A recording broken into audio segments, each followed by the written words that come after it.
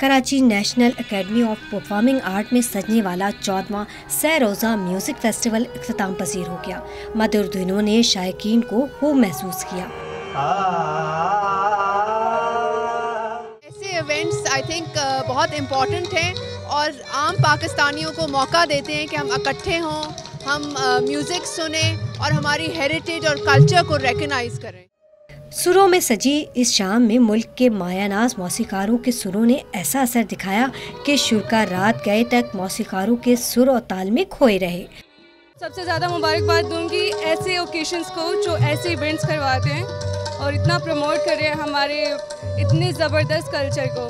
کیا بات ہے، ان کی جو روحانیت ہے وہ آپ کو کہیں اور نہیں ملے گی۔